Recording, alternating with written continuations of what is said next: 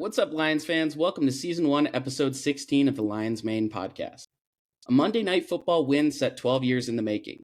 We have a lot to discuss, so the guys will share their reactions and hand out their game balls to the most deserving player, and we'll give our opinions on who has room to improve heading into the bye week.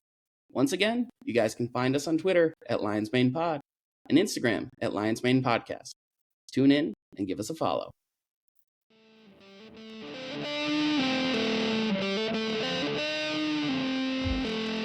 This is the Lions Main Podcast. Beautiful little introduction, George. Beautiful song, Drew. Both of those just get me excited for the day, but not as excited as the Lions' victory on Monday night over the Seattle Seahawks. What a beautiful game. Victory Tuesday. Victory Tuesday, baby. George, you were at the game and you got some good clips. You saw that posted on the Lions' Main Instagram account. How was the game, man? The game was incredible. Me and Jordan showed up there early. They do me, Jordan, Kaylee, and Braden, they do like a power hour before, so cheap beer, cheap hot dogs, and it was amazing. So fat and happy before the game, nervous going into this game. We haven't beaten the Seahawks in 12 years, but, I'm always optimistic, excited, and, what we saw, you guys all saw it, was awesome. Freaking awesome. We're gonna break the game down a little bit more, especially as we go into our different segments. But what was the moment in the game when you got like the most excited? And again, it was a game filled with tons of moments where players were hyped, players were hitting hard, touchdowns. I mean, we got some golf moments in there too as well. But like, what was your favorite moment from the game? Being there in the stadium. In the stadium was, I think, the pass to Goff. The stadium was going nuts. It was either that or the big JMO touchdown. How about you, Drew? I'm pretty sure that's Jared Goff's first receiving touchdown of his career. I think so, yeah. I don't know, it's Amon-Ra. They said this on the broadcast. It's Amon-Ra's first passing touchdown. Apparently, I don't know if you caught this after the game, but they were talking about that play in particular on SVP. Yeah. And saying that it's been in the works for a while. They usually just continue the end around with Amon-Ra, but right. apparently or with like JMO or usually or Khalif right. Raymond, yeah. But Ben Johnson reached into his bag of tricks. Yeah, he does that. We'll see the San Francisco 49ers pull that play out in about 2 weeks. Was that your favorite play as well, Drew? No, it actually wasn't. My favorite play, because I thought it was tone setting, was the fumble and recovery. The forced fumble by Jack Campbell. You saw, I think it was Anzalone was pulling on DK's shirt, and then Campbell just lined him up and forced that fumble, and then Carlton picked it up and ran like 60 yards the other way. I felt like it kind of allowed us to go up 14 early and kind of set the tone for the rest of the game. Yeah, for sure. That moment was hype. My dad texted me and was like, "Damn, Campbell done broke I don't know why I'm doing that voice. Campbell broke DK's back." So, that was pretty funny. That was a good moment. My favorite moment, and we'll get into this when we talk about our game balls, but that Kirby Joseph pick at the end of the game, seal and deal, that was my favorite play. Jim, since you're late, we're not going to ask you about your favorite play. Let's go ahead and get into the game recap. So many of you guys are probably already aware, but it was definitely a shootout.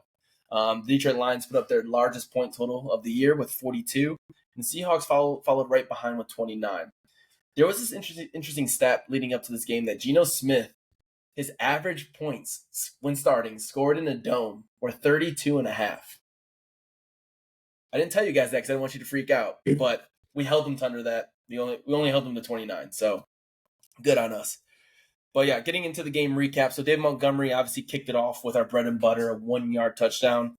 Jahmyr Gibbs followed suit of a 3-yard touchdown. And just to point out one thing on the season, guys, you guys had a $100 bet leading up to the season. Who would score more rushing touchdowns or total touchdowns? Total touchdowns. Total touchdowns. And so after yesterday's performance, Jahmyr Gibbs is sitting at 4. Montgomery's sitting at 4. So be interesting to see how that comes down in the final stretch of the season. But Kenny Walker, the greatest Michigan State player of all time, then responded with a 1-yard touchdown run. Jahmyr Gibbs then responded again to bring that total up to 4 touchdowns. And so then we went into halftime with a 21-7 lead. Looked beautiful. Looked like we were on pace to score 42 points, which we did, which was good. But it looked like we were also going to hold Seattle to one of their lowest point totals for the season. So I was ecstatic over that first half, and I know you guys were too. Going into the third quarter, the Seattle Seahawks opened up with an A.J. Barner 9-yard Michigan man. 9-yard touchdown pass from Geno Smith. That was his first touchdown to bring it to 14-21. Jared Goff, pass from Amon-Ra St. Brown. That was probably the most hyped play, as we discussed from the game, to bring us up to 28-14. Kenneth Walker, if you guys had him in fantasy, he finished with 38 points or something ridiculous because he popped in another 1-yard touchdown to bring it to 28-20. We won't talk about that failed 2-point conversion. DK was definitely out. And then J-Mo popped the roof off the building, as George said, the second most hyped play of the game with that 70-yard touchdown pass, high stepping from the 40 into the end zone. That's some sick shit. And then he hit 3 different celebrations to get the 15-yard unsportsmanlike conduct penalty. You gotta love that. Paid homage to Kelvin Johnson with the dunk, because that's something that he used to always pull off as well. Kenny Walker got his last and final touchdown of the day, bringing it to 35-27. And then Amon-Ra, he's bound to get in the end zone. I mean, if you're going to place an anytime bet, I'd go Montgomery. Next person is Amon-Ra. He's going to get in every week. We know that. So he finished it off 42-27. Last score of the game. I think Goff was smart to do this. Hey, he took the safety rather than throwing it away. We want that 18 out of 18. So I think that's the NFL record for the most passes completed with the 100% completion rate. So good on him. Take the sack. So finish the game 42-29. Hell of a performance. Our best performance of the year. I'm ecstatic. Now, Jim, how are you feeling about that win? Awesome win. I feel like there's still, to this day, some same old Lions fans who can't, just enjoy a win without bringing up, the defense, like, blah, blah, blah. To me, the defense didn't have their best game, but did enough, and was really on that hardcore bend, don't break mentality, especially in the second half. Also, it's hard to, play defense up to normal par when the offense is scoring in lightning speed. You're right back on the field. So I think that's the way the Lions play complementary football. That's kind of the way they play. Sometimes that means the offense is going to have a crazy game. Sometimes that means the defense is going to be stifling. I think this actually made my concerns about the Tampa game is the only game this year that I now look back on and say that was a bad game. I think the Cardinals game it was really about, hey, we're going to run the ball down their throat, play good defense, and just control the game. This was, we're going to pop off and show these ninjas what's going on, and as Kendrick Lamar said. But I just think overall Goff had the get right game he needed. The line held up. It's part of the bargain, and you can't really ask for more from that win. Yeah, Coyote Awosika stepped up big too. Yeah, so then I guess my next question for you is, who are you going to giving your game ball to? I know you've been outspoken about Jared Goff and him being Jared GOAT. So is that who you're giving a game ball to, or you got somebody else in mind? Well, since I get to go first, I'm taking the easy one. Normally I have to do some random thing, but like, technically I think I'm going first this time. So Jared Goff, obvious. Right. 18 for 18, 292 yards in the passing touchdown, 1 reception for 7 yards. Somehow still not a perfect rating. There was a bunch of people explaining what goes into a perfect rating online. They weren't defending it, but they were explaining it. I don't even give a shit. It's 18 for 18 speaks for itself. And he had a couple times in the pocket where he was under duress, where he honestly just didn't do what he does sometimes in panic. I feel like the difference between an awesome Jared Goff game and a man to bad Jared Goff game is when he gets pressure, does he panic, or does he? Because I don't mind if you take a sack. Like, that's never right. Like, he's not going to be Mike Vick. He's not going to be Lamar or Josh Allen. But he did a great job several times. There's one of the most slow motion spins I've ever seen, but it still worked really well. Was that first pass of the game? Like, first actual completion? I think it was. First quarter, yeah. Ripped it for And there was people also saying like, oh, well, there was not a ton of air yards. He was hitting guys wide open where they were. That JMO play, like someone's like, well, he only really threw it 15 yards. Like, well, he hit him literally perfectly timed throw. So yeah, I don't like those takes. Like, well, you only had like 100 air yards and 200 were after the catch. I don't like that's a dumb take. I mean, that's majority of Patrick Mahomes' career. So like, 100%. Well, even Tom you're Brady, a quarterback. Like it's right. Quarterback is about getting the ball to your playmakers in a place that's advantageous for them. There's a reason, no offense to Georgia's fantasy quarterback, Anthony Richardson isn't up for MVP this year, even before the injury, because he might be able to bomb the ball, but he's constantly missing the guys that are wide open in the middle of the field or the short. Right. And it's the same with, there's people always want these like guys that are just Josh Allen like, where he can just bomb it, but he's unique. He can do that. He's obviously like probably, other than Patrick Mahomes, if Patrick Mahomes didn't exist, he'd be the best quarterback in the league. But for the Lions offense, give me Jared Goff, and I think good Jared Goff games like yesterday are when he's on, he is at that level of that top 5. The only difference between him and some of the top 5 guys, I think, is at times he has worse games, but we saw in Sunday Night Football that Josh Allen did not have a great game against the Ravens. I asked, for sure, yeah. Is Goff not thought of in that tier because guys like Josh Allen and Lamar do it more spectacularly, whereas Jared Goff is just pure efficiency? That's probably what it is. They do pose that dual threat capability as well, which is why people probably give them a nod in that regard. But that's all it is. I don't know. I do think it's a lot of the eye test. It's like you don't watch Jared Goff games, even the good Jared Goff games, to say, wow, that he's got incredible arm talent. Like I feel like that the elite quarterbacks, there's something that you when you're watching, it's elite. With Aaron Rodgers, it's always been like the flick of his wrist. Josh Allen being able to scrum out of the pocket and bomb it deep. Right. Lamar in space is really hard to guard, and there's not anything that jumps off the page or the TV screen when you're watching Jared Goff. Am I wrong there? So no, you're right, but that's okay because he fits, like as Jim said, he fits into our system. And as you see, when our system's rolling, 18 for 18, 100%, and that's really all that we can ask out of him. So, and you guys are. To be clear, he steps up to the plate.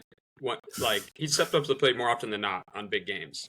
Like, I think we're 7-1 since he started here on primetime football. So, if that's not a primetime player, I don't know what is.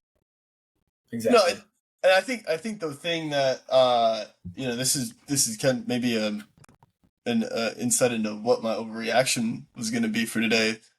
But I think that he made the right decision on almost every single one of his dropbacks last night. Arguably every single one, because he went 18 for 18. But I think that could be what his elite characteristic is in good Jared Goff games. I think he hit the open guy and made the right read every time he dropped back last night. So yeah, well, that's enough about Jared Goff. We could talk about him for forever, it seems. Okay, but Drew. I did want to say one thing about he caught that touchdown and just instantly launched it into the stands, and I'm wondering, like, the fan that caught that, like, is he gonna want that football? It could be his only receiving touchdown of his career. Mm-hmm. It was like, and he launched it into the stands. Or Amon-Ra is like his first passing touchdown. I just thought, whoever got that football out there, he's probably going to get. All right, Chatty Cathy. Who's your game ball going to? You talking to me? Hey, don't be tongue-tied now. Come on. You're talking about me? Yes, man. Come on. Chatty Cat just wanted to say the celebration? You still want to talk about the celebration? Come on, Chatter. Come on. Pitter patter. Who's your game ball going to, man? Game ball is going to Jack Campbell. Next. Think you had a big game, huh? Yeah, he was actually the Lions' highest graded coverage defender, PFF.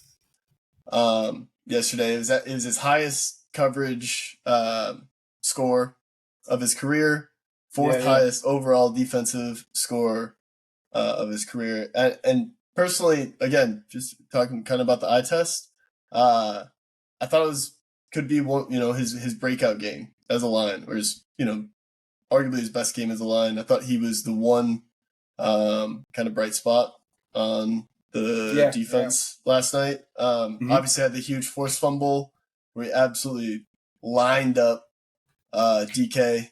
Broke his back.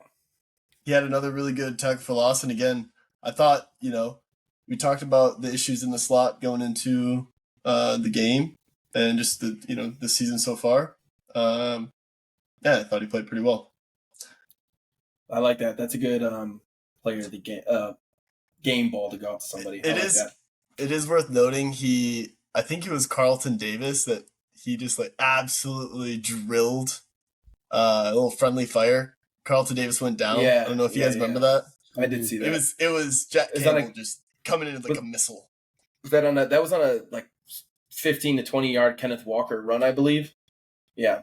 I do remember that. I will say they took a timeout while we were at the game, and then they shut the lights and they started playing what's that White Stripe song that they play at all the games, and we had those wristbands that were lighting up. The whole stadium was it was just jumping, and I was I'm sitting there concerned, did Drew's texting me, Carlton Davis got smashed by Jack Campbell. I was like, is he injured? Is he out? And the crowd just going nuts. I will say the team came out, firing after that, but it was hype. Yeah, the stadium was loud. A little bit of Patrick Mahomes action right there, taking out your teammate. That's a little unfortunate. No, but this is good. I like that we're on this side of the ball. So we'll get to you next, George. But my game ball, Kirby Joseph, man. Pro Bowl snub last year, Kirby Joseph. And I think this is just going to be the story of the season. We're going to be in a lot of close games. We're going to play a lot of good teams. End of the game, they throw it up. The other team's down 7 points. Kirby Joseph's going to be there. He's going to get the pick. That's what we saw. And some other notable stats. He finished with 5 solo tackles. And a tackle for loss. He had one error. Big third down. Blitz. Missed Geno Smith. And for whatever reason, the entire day, our tackling was a little off, especially with our DBs and some of the linebackers. But I thought he had an awesome game, and I love sealing it with the interception. So that's who my game ball is going to. I think that's a good game ball. I think that's a good game ball too. And what's up with Kirby Joseph and being in the end zone and getting picks? That seems to be his bread and butter. You think there's any particular reason for that, or? I think that when you're as skilled as he is, right, with it in the position that he plays, he understands where quarterbacks are trying to go in the situation. And so he just positions himself in the middle of the field, knowing that the quarterback's going to throw it there. It kind of sounds like a very basic answer, but free safety is all about being in the right position at the right time. It's not speed, it's not strength.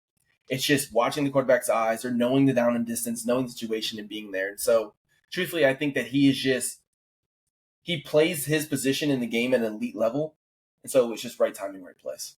Kane, you played DB, and I could be off base here, but wouldn't you say, or couldn't it be also that the field is shrink, shrinking as the other team gets closer to the end zone, as they're taking shots to the end zone? It's a shorter field than say that's a good point too. That's a good point. You brought up in some of the other games how our defense got stickier or just overall appeared better once we got closer within the red zone. And a big factor to that is once you condense the field, that's obviously a lot less ground to cover. And I think that for him, maybe not when they're at the 5-yard line, but when they're at the 20 to 15-yard line, that's where he eats, where he has enough space to move and operate, but the field is condensed. So no, that is a good point that you bring that up, Drew. And then last but not least, Georgie, who's your game ball going to, man? My game ball is going to the running backs, both of them, because I thought they both did well. Monty had 1 rushing touchdown, 40 yards. Gibbs had 2 rushing touchdowns, 78 yards. And just some fun stats for you, just to get you guys excited. Glaze the running backs a little bit here. Yeah, turn me up. Get me excited. Come on. Monty now has 1 rushing touchdown in 7 consecutive games. This ties the franchise record held by Billy Sims. That's something that Barry Sanders didn't even do. And Jamal Williams, when he was, popping off. Right.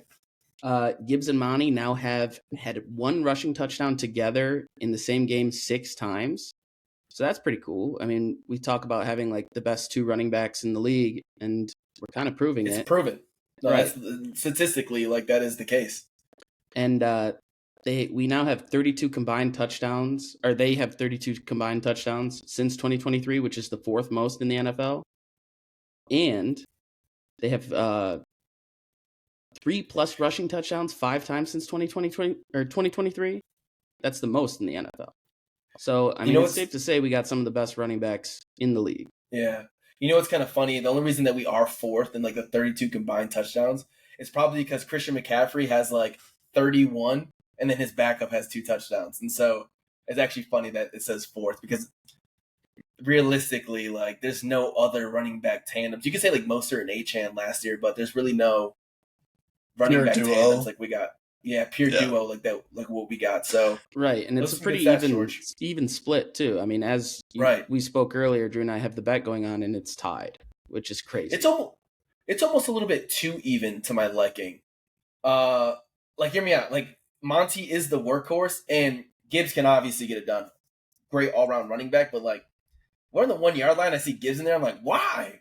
Like, why? They put what? Monty is gonna run up, right? And why are we having get in there? Why are we having Monty bounce out and like do that? Was what Gibbs is for. So it's interesting. I don't know. I don't know what's going through Ben Johnson. Seems a little different than what he did last year, but it's working. Right.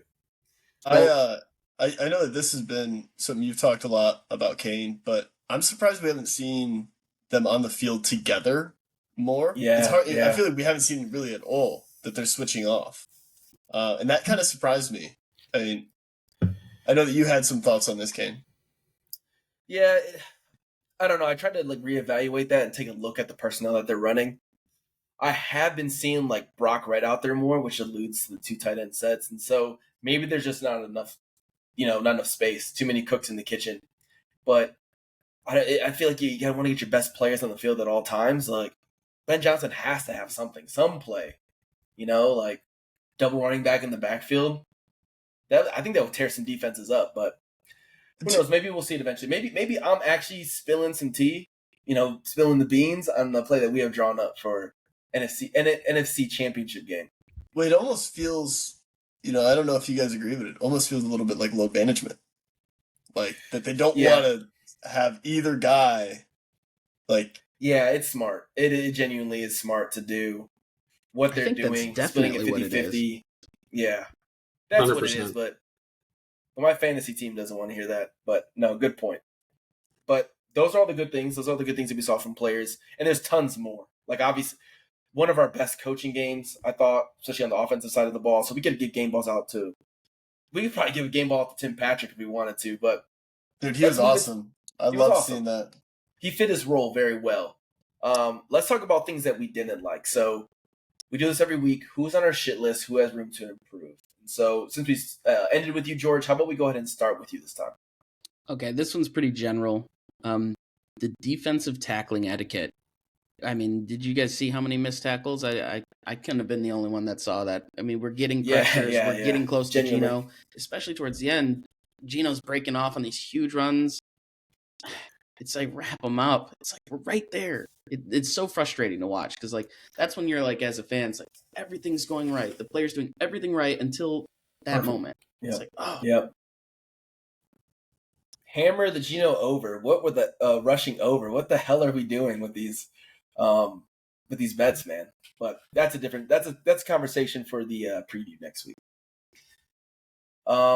Etiquette. George, do you remember how to form tackle, what they taught you back in Little League?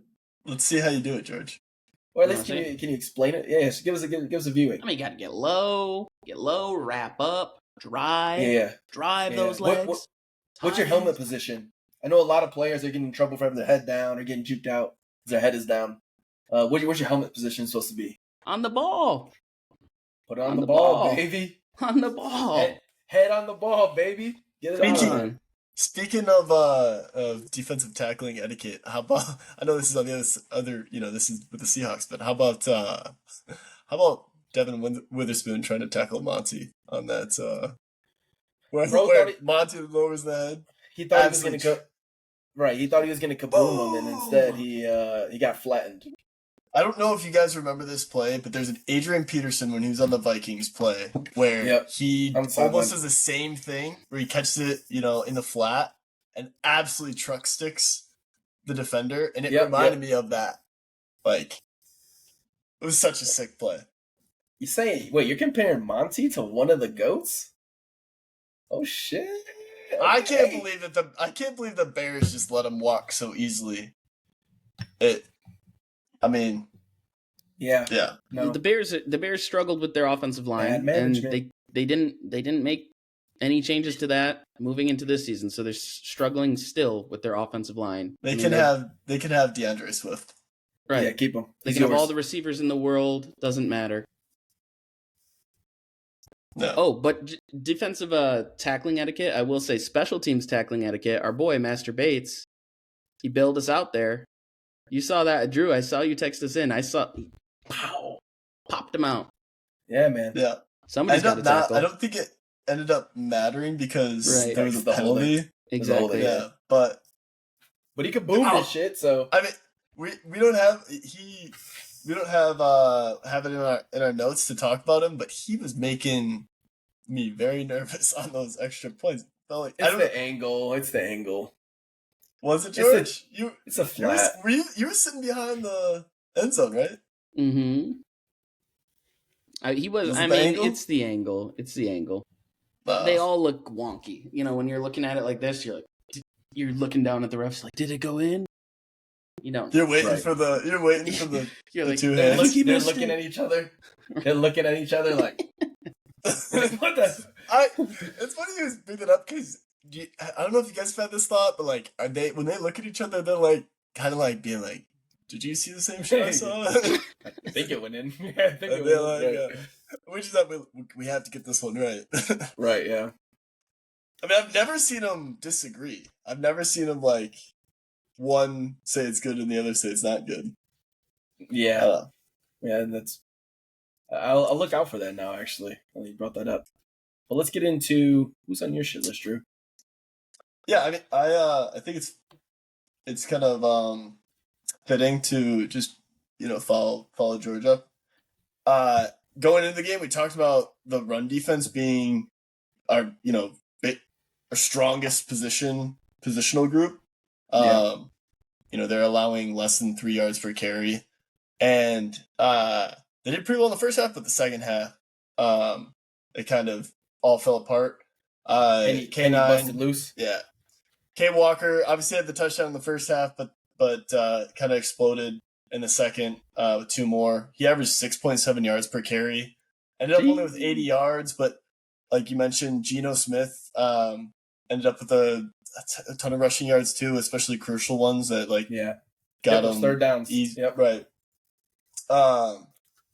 And I just to reiterate what George said with the poor tackling. That's an interesting shit list because usually, like you said, our run defense is so good. So I think this was more of an anomaly, and us, like, to Jim's credit in the very beginning, saying that when your offense is scoring every 60 seconds, like, you got Aiden Hutchinson, he can barely breathe out there. So I think it's just an anomaly leading into the bye week. One thing I found interesting, I saw this on Twitter. I can't remember who put it out there, but it was like, those heat maps. They do them a lot for quarterbacks, where they show where the completed and incompletion. They did one for Ken Walker for the game last night. All the successful runs were outside the hashes. They were like counters or nothing like stretch plays. Stretch plays. There was nothing up the gut that really was effective for them. And I don't know. I thought that was pretty interesting. I don't know if that was a lack of a couple of the touchdowns that Kenneth Walker had. He ran up. You're like, oh, we stopped him. And then all of a sudden he's bouncing. At least from my angle, he's bouncing out. Yeah. Like, Yep. Yeah. And I don't know if that was just a lack of, or just like a scheme based. If that was just unaddressed by Aaron Glenn in the defense. I don't know. Yeah. Or it probably wasn't one of our focus items heading into the game. I know when we talked about our preview, Jim was talking about every receiver's hitting their overs.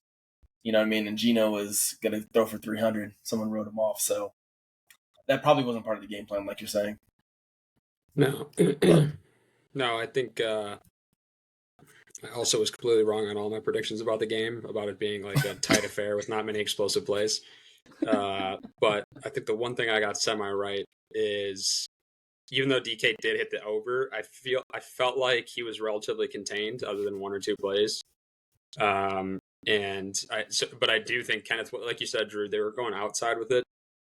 I think that interior defensive line is like, they're just teams aren't running at that. So I think we really were missing Barnes there, because he's kind of like the guy on the outside a little bit, and Davenport obviously as well. Right. So kind of missing the athleticism of those two to take away some of that outside running.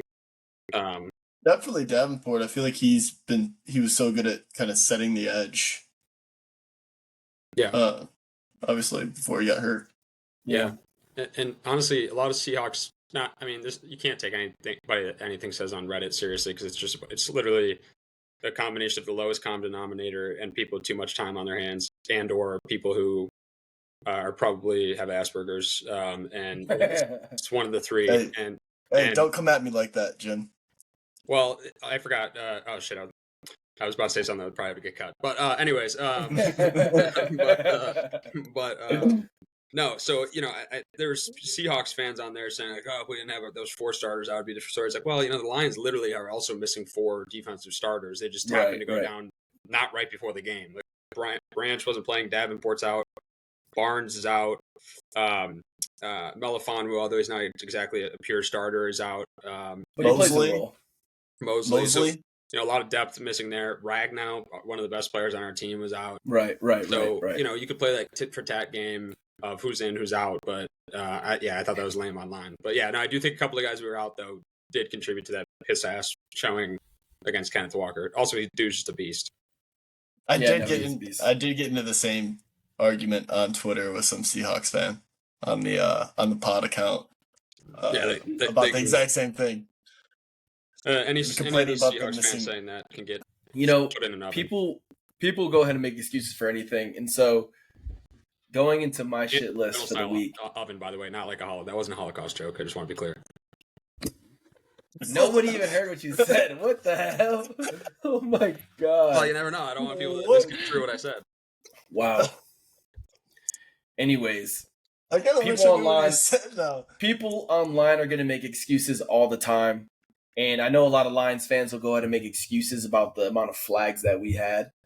They'll blame it on the refs, and the refs are against us, so same old refs. And you can have that narrative, if you're a punk, or you can fess up to the mistakes that you make. So my shit list is Terrion Arnold and Carlton Davis.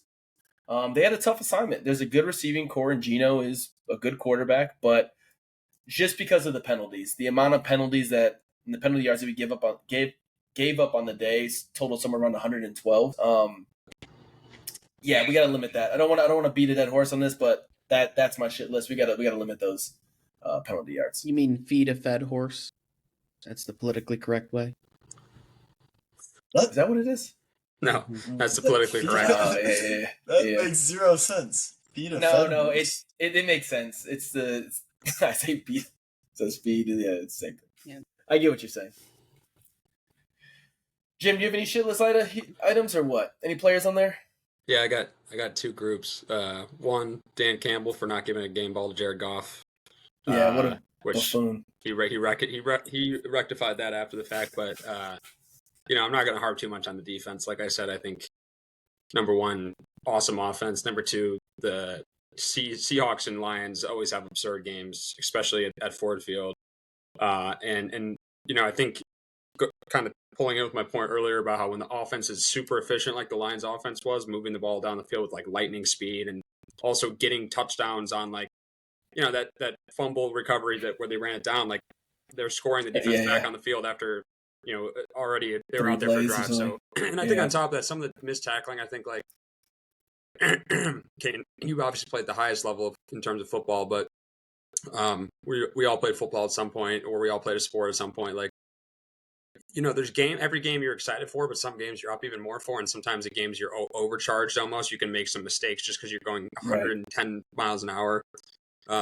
Which honestly, some of the missed tackles, like Kirby's missed tackle, literally looked like he was like a dog that got out of the cage and saw like a meat. Yeah, like he didn't realize that he would get there that fast and have that opportunity. Yes, yeah. So cartoon mode. It was like they were literally doing the bulging eyes, with the tongue wagging. Bonk. Yeah. Bonk. But so Dan Campbell, and then I'm not one of those guys that's like, oh, the refs, but like I thought they called a piss ass game both ways. Honestly, I think there were some suspect calls on both ways. Hey, at least they went both ways. Oh yeah, no, both ways, no, yeah. Did you see what Carlton Davis said in a post game interview? Yes, he came out, yeah, and outspoken about the refs being on the Seahawks side last night, which I thought he's gonna get fined for that for sure. Yeah, yes, he's not. I don't think he's necessarily right, but I do think like it was frustrating to watch because yes, of course, some of the penalties were justified, but like there were some penalties that benefited us and hurted us that were like, what the hell was even that?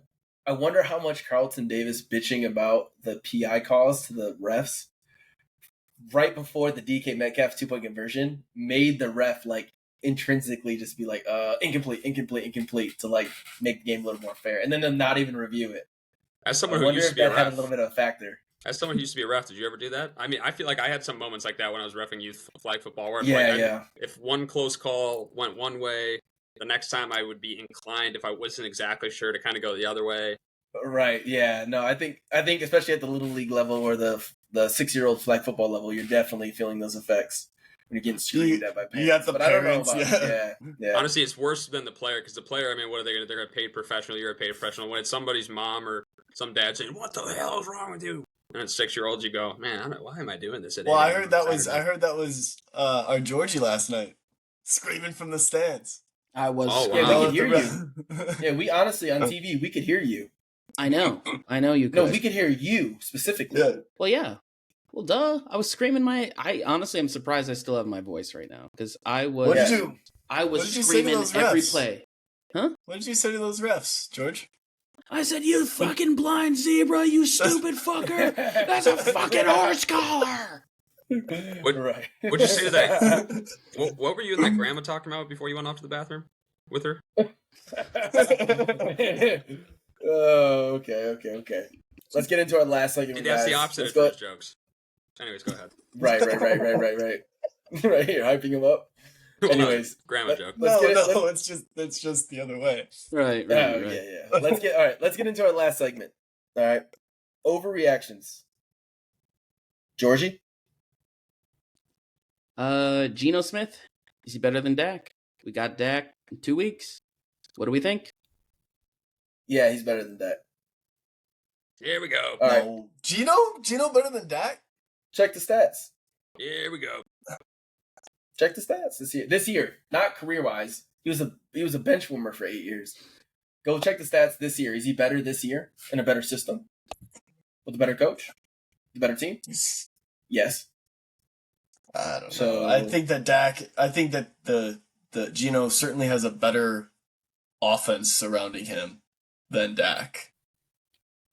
Who does Dak have? He's got arguably the best receiver in the NFL. But that's it. He's got CD. Jake Ferguson, solid tight end. He's got Cooks. Cooks is a good receiver. I will say Seattle's got a better offense. I would take him on the Lions. What the fuck? But I'm not. The argument is that the Seahawks are better. Right. You can't tell me that jogging out, 35-year-old Ezekiel. I'll say this though: if you put Dak Prescott on the Seahawks, I don't know if he'd be much better than what Geno's doing. Geno has 1 pick on the season and like 14 touchdowns, and is he leading the league in yards? He's played. Who's he played? Until last night. It's in the NFL. We saw the Panthers go out there and beat somebody. We saw the Broncos get on the Broncos defense is good, by the way. That's fair. That is fair. No, but every team. Miami's defense is booty. They let Will Levis score 33 on them last night. No, that's how I know you don't watch ball. Will Levis left halfway through the first quarter, and it was actually who was the Pittsburgh Steelers ex-quarterback? Mason Rudolph. Damn. Actually, Okay, even worse. You're right. I was watching the Lions game. Sorry, I was focused up. I wasn't switching back and forth. I was dual monitored up. Oh, no so ball. you don't... Mason Rudolph ball. played? Yeah, he played 3.5 quarters. But my point is even... that makes my point stronger. Mason Rudolph? You let Mason Rudolph score 33 points? He's been playing better than Levis, unfortunately. I got Levis You as can't my tell backup. me Mason Rudolph is the starting quarterback in the NFL. He played way better than Levis, I gotta be honest. None of this in the games. Obviously, we weren't watching the Lions game if you were focused on Mason Rudolph. I can't believe you'd be so focused on Mason Rudolph when the Lions game's on. It's called multitasking. Try it sometime. All right, Chatty Cathy. Who's your overreaction? What's your overreaction? Go ahead, Jim. He's talking to me? I thought he was talking to the big mouth over there. Lead actor from Big Mouth. Talking to horse teeth over there. Who's in my horse teeth? I don't know whose horse teeth. I do have big chompers. Funny. I'm not talking about you. You do got some chompers. You know what I'm talking about. You do, man. You brush those things? Every other day. he's like, delete that. Fuck it. Can you see the greens in there? The micro either greens? Either one of you can speak up and say who your reaction is. I'll go because Kath has got a cat's got Kath's tongue. My two overreactions: Seahawks will win 11 plus games, and 2, the Lions are going to win the Super Bowl. That's my overreactions. I love it, and I agree. That's all. Will we see the Seahawks in the playoffs? I pray to Christ not. They are one of the teams, like, I honestly think the Buccaneers and Seahawks are similar level of teams. I think the Seahawks are slightly better. But, like, a team like the Buccaneers, if we play them again, and no, this is meant to be no offense to Buccaneers fans anywhere. I don't know why you'd be listening to this, first of all, but I think we would curb stomp them with ease and with glee. I honestly think same thing with, like, if we played the Eagles, I think we'd beat them, the brakes off of them. There's a few teams where I'm like, all right, we'd beat the piss out of them. I think the Seahawks and Rams are ones where even though I think we'd win, it'd be like another stressful-ass game. So I hope we don't see them in the playoffs, but we might. What makes you say we beat the shit out of the Broncos or the Buccaneers? Excuse me.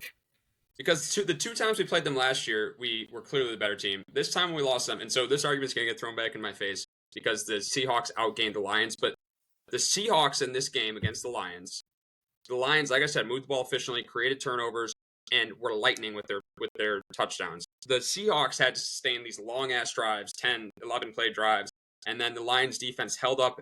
They held up their end of the bargain in the red zone.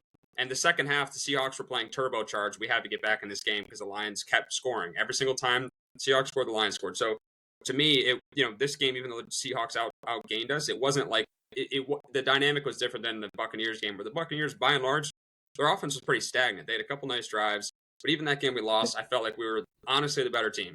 Right. We lost that game due to coaching and decision making. Yes, we did. And so I think the Buccaneers, we have beaten them twice.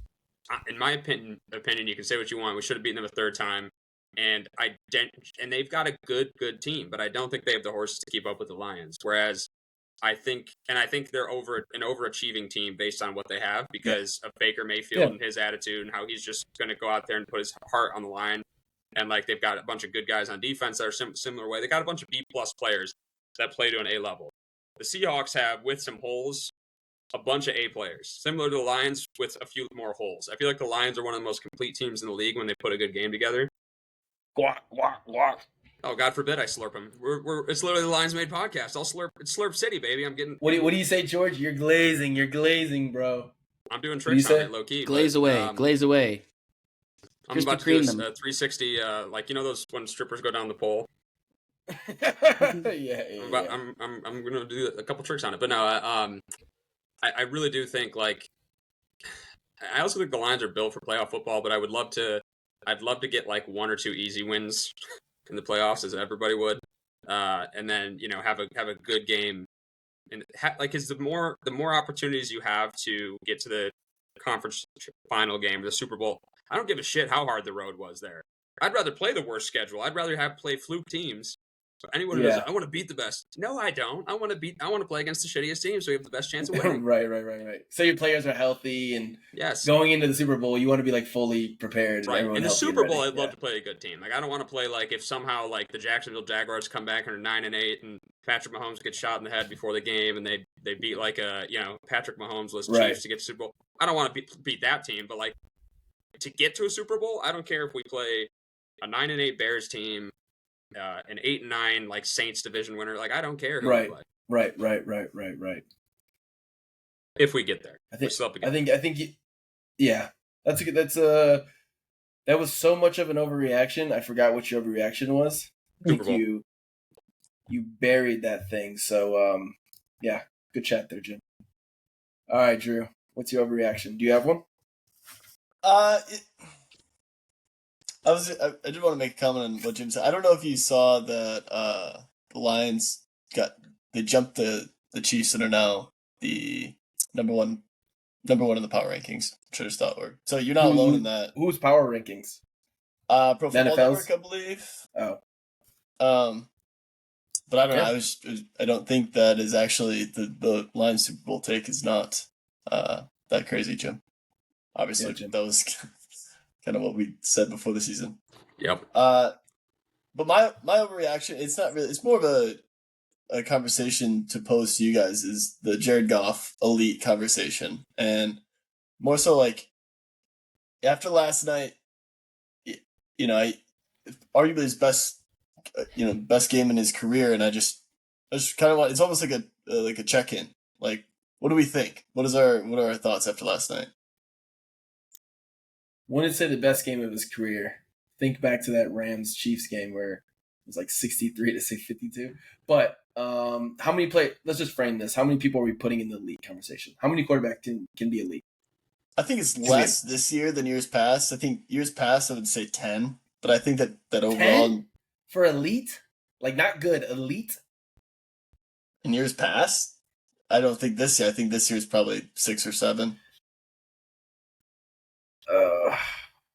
I'd probably put him at like 7 or 8, so I'd say no to elite. But I would only say truthfully that there's only 2 to 3 elite quarterbacks in the league.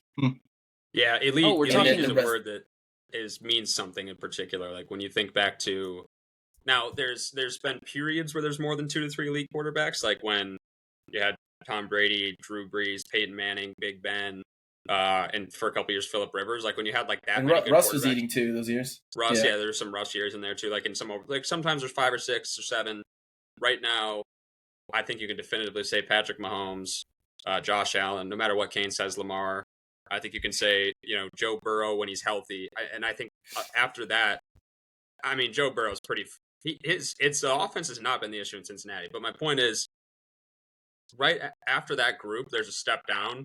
And I think Goff's in that next tier, which is can play to that elite level on a consistent basis. But I think now people, I love the praise Stafford gets now, but him and Jared Goff are in a similar tier to me for totally different reasons. Stafford is the big body to make crazy throws, but also now Goff has been a little more mistake prone but this season, but the last 2 seasons he's been extremely efficient distributing the ball, makes the right call. Is on track, on target all the time, and he's been fantastic in that regard. Stafford is a boomer bust, more boom than bust, so he's not like a Jameis Winston who's out there throwing 30 touchdowns, 30 picks. I think of Matt Stafford as like if Jameis Winston's final evolution, and also a change of skin color. But those 2 things combined, like I think Stafford and Goff are in that tier of guys who they have games where they're on that Josh Allen, Patrick Mahomes level. But then they also have games where they're on, a stinky poo-poo level. And like Baker Mayfield's in that tier. I'd say Geno's in that tier. Dak Prescott, like Dak is one of those guys that the media, because he's on the Cowboys, because he has some big games, people sometimes try to say, oh, and he statistically could have been thought of as the MVP last year, but you see it in the playoffs. You saw what happened. I thought so. There's a reason that he is not considered up there with Allen, Mahomes, Burrow. It's because when the lights are the brightest, he doesn't get it done. And Goff is and look, you can say what you want, but Goff has at minimum been a good game manager which is not an insult. Like Trent Dilfer's not a game manager when he got to the Super Bowl. That dude was just a plug and play quarterback. A game manager is someone that actually helps you win the game. And so I get doesn't lose you the game. Right. Right. Elite is you win specifically because of them. Really good is you can win with them. And then averages you can win some regular season games with them. Yeah, right. No, I'm glad you said that, Jim, because I do think that it's kind of an insult a lot of times when you call a quarterback like a game manager. But I don't necessarily think that's an insulting thing to call Jared Goff. And I thought last night that's what we saw. I thought he managed the game better than any other quarterback could have or would have. But I didn't it's hard for me to sit back and say the eye test was elite. He was hitting his shots, but yeah, I don't know. So I would say that to me, I think we have a different. I would say his game last night was an elite level game, and I think a lot of game manager type quarterbacks are capable. The best game manager. There's also tiers within everything, right? I think the best game manager quarterbacks, Stafford, Goff, can go crazy, can go bananas. Geno Smith, even Dak, they can have games where they just go berserk. Goff, and I one thing I forgot who said earlier. Someone said Goff doesn't have crazy arm talent. No, but he doesn't have bad arm talent either. He's not Josh Allen, but he can hit you downfield. He's not like a weak-armed, complete Bo Nix, negative 7 yards on 7 completions. He can hit some guys in stride. I do think there obviously the eye test. He's never going to be holy shit the same way that a Josh Allen is, but his accuracy is when he's having a non-bad Jared Goff game. His accuracy is I think up there with anybody's. He doesn't do it in the craziest ways. His accuracy, and I bet you in Madden, if you look at it, it's probably borderline top 5. Yeah. No, one thing I just want to say is, what category of quarterback would you put Tom Brady in? Game changer or game manager?